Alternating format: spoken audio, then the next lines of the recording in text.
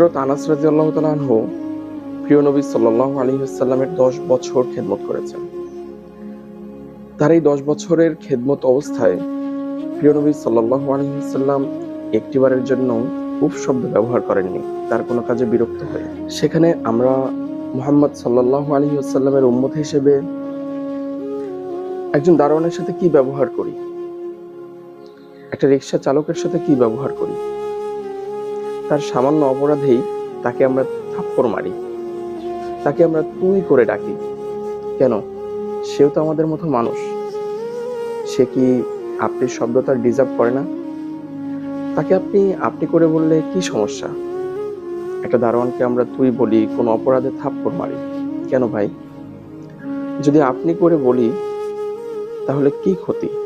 তাকে ন্যূনতম সম্মান যদি আমরা দেই তাহলে আমাদের কাছ থেকে কি সম্মানের কমতি পড়ে যাবে? কি ক্ষতি?